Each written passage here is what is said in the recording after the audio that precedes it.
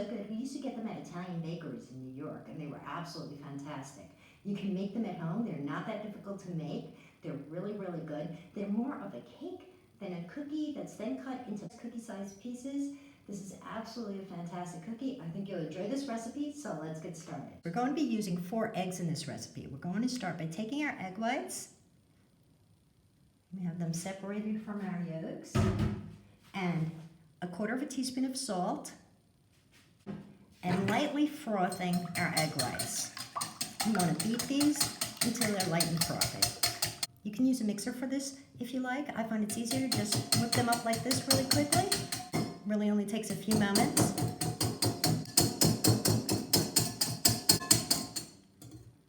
Once they're light and frothy, that's all you really need. We're just going to set those aside. In a separate bowl, I'm going to take my 4 egg yolks, pop them in there, and 1½ cups of sugar, pop that in there. 1 teaspoon of almond extract, and whisk those together.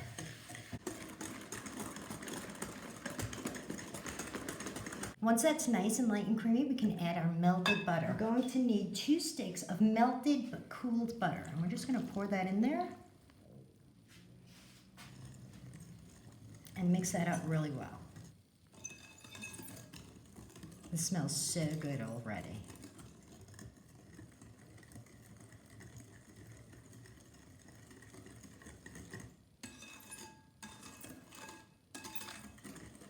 You want to be careful with the almond extract. You don't want to overdo it. Less is more.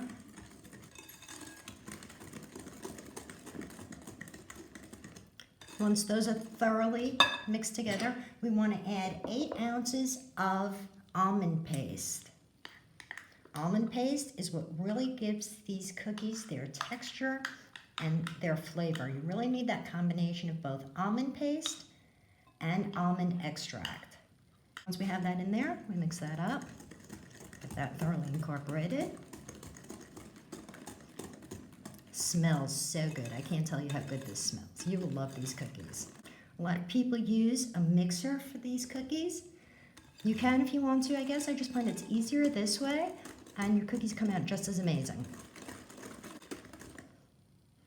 Once that's all mixed up, we want to add 2 cups of flour. This is just regular white flour.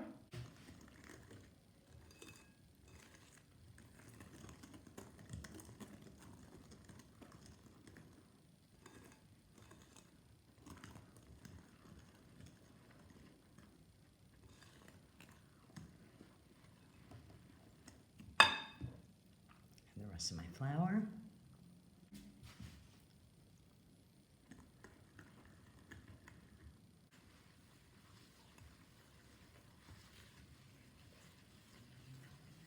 So I've switched over to my spoon. We will be folding the egg whites into here. So this dough will not be as thick as it is now.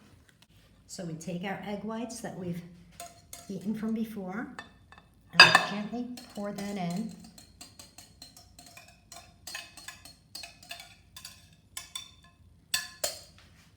We fold those in with our mixture.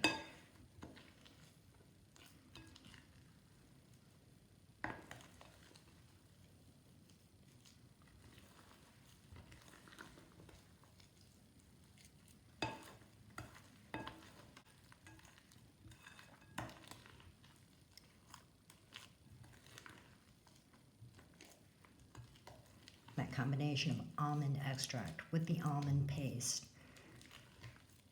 really is something else.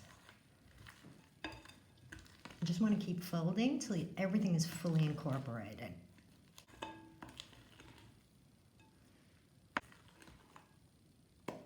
Okay, our batter's ready. So now we're going to divide it into 3 separate portions.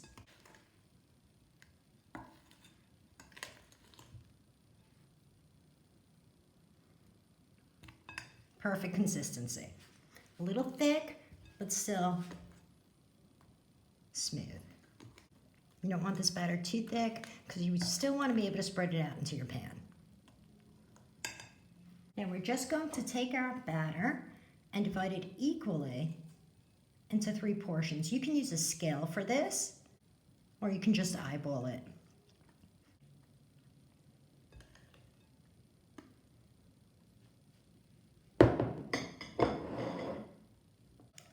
At this point, we want to add our colors. I'm just going to add a few drops of food color. You can omit this step completely if you don't want the colors. That's fine.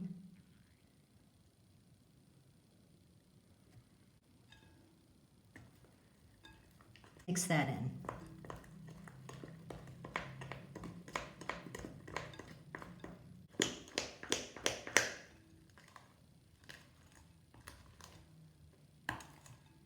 Okay, that's our first color. And we're going to do our green now.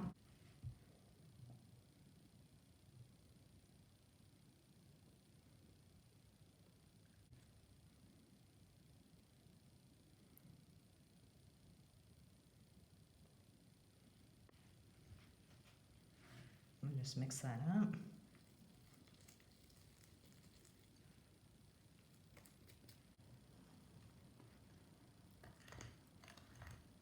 And now we're going to get this batter into our pans. So I have 3 pans that I've lightly greased and floured, and I'm just going to get my batter in there. I'm going to start with my red.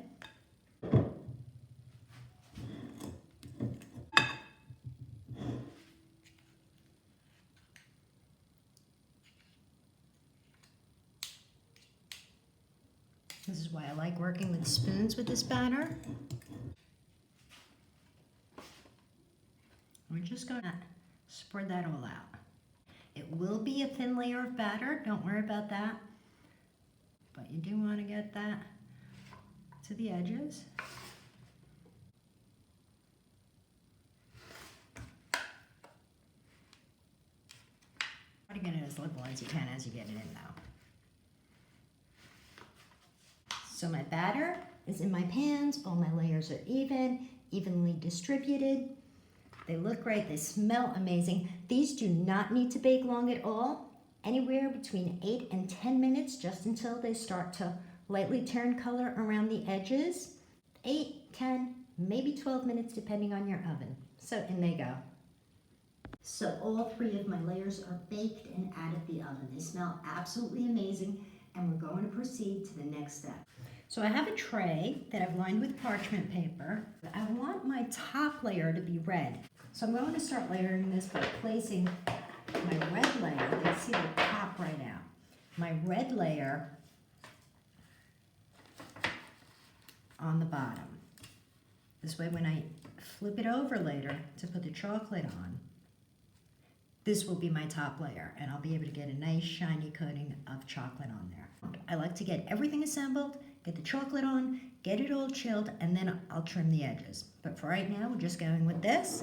I'm going to take some apricot jam. I'm using apricot today. You can use raspberry. I guess you can use any flavor you like, and just spread a very light coat onto that. I warmed this up a bit so it would be easier to spread. Once that's on, we take the next layer, which will be our white layer, the layer we didn't add any color to. Pop this on here.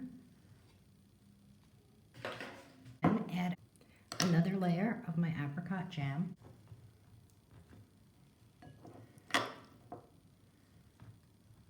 Again, just make sure you take it all the way to the edges. There we go. Now once that's on, we take our last layer, and I want to put the bottom side to that up. On the red, I have the bottom facing outward, and on the green, I have the bottom facing upward. This way, when I add my chocolate, I have that nice smooth layer to work with. We will not be adding any jam to this. What we're going to do with this, make sure everything's perfectly even, and just press down. Give it a good press. You basically don't want anything sliding around. So we don't want anything slipping around. We're just going to press down on those layers. And what I'm going to do before I work with it any further, while I melt my chocolate, I'm going to pop this in the fridge just to let it all set for a little bit, because the jam I was working with was warm. These have cooled thoroughly. These are quite cool. But I do want to let everything set and chill for a bit. I don't want it too cold because I'll be adding my chocolate to that, but I do want it to set a bit. So I'm going to melt my chocolate, pop this in the fridge, and we'll be back.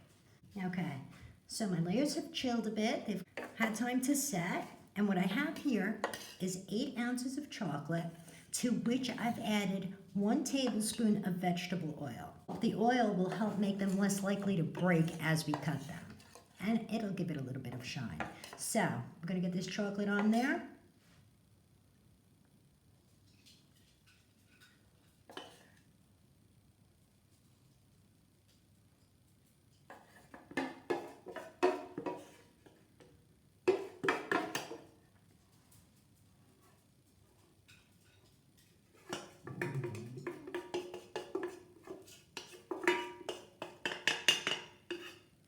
I'm just going to spread that around.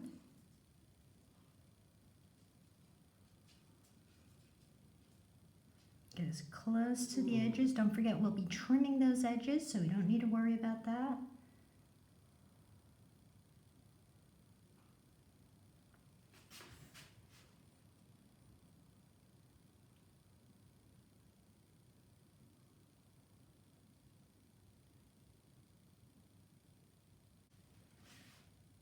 Once your chocolate is all on there, you give it a nice shake to kind of level it out. I'm going to pop it in the fridge, let it chill, and then we'll do the other side and cut them. So my chocolate is set, and I want to flip this over. I just want to turn this over so I can get my other layer of chocolate on. So I'm going to put a piece of wax paper on the top, grab it from the bottom, and just simply flip it.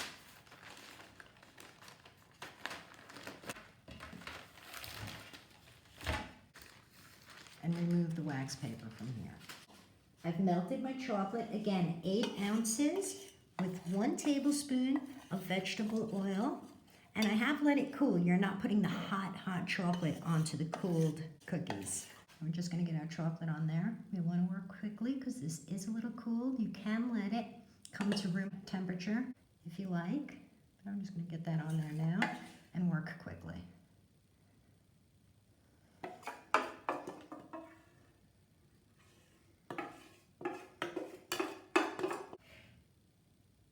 Again, work it out to the edges.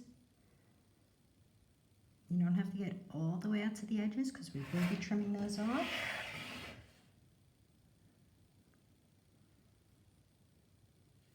And you don't have to do down the sides also, because those will all be cut off.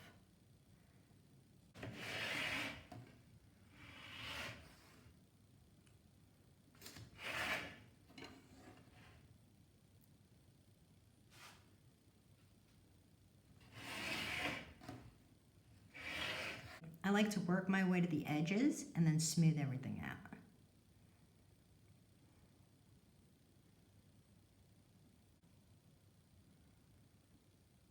Just try to make sure you have your chocolate layer on there evenly. If you see any air bubbles, pop those.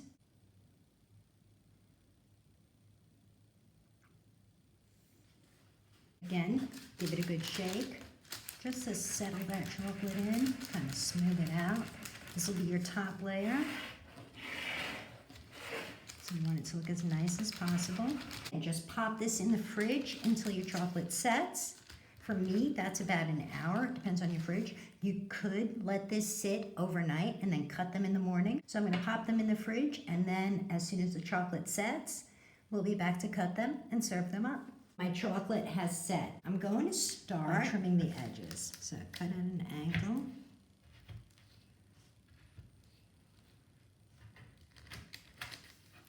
Oh, those came out beautiful.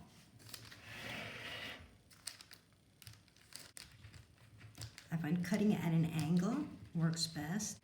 Don't throw these edges away. They make for great snacking material.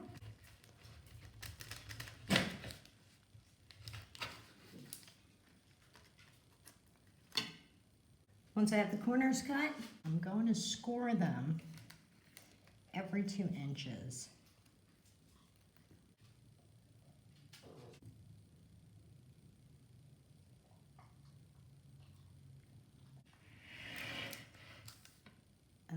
just going to eyeball it. Score them this way.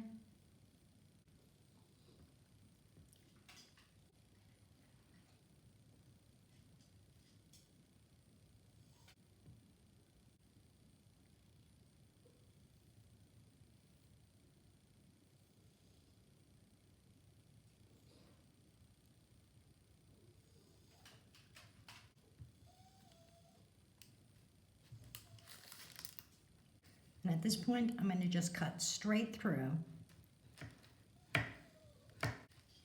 and all the way down.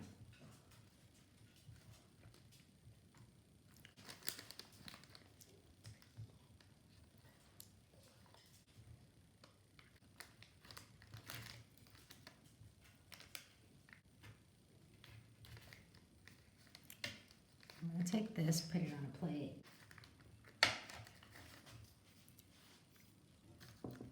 Put them on there.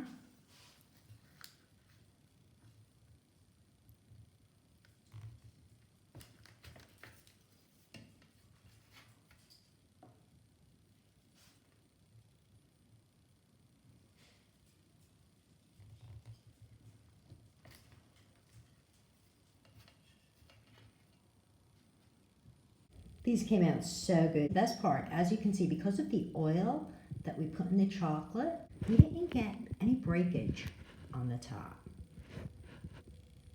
So I'm just going to finish cutting these and then I'll have my taste test. Time for my taste test.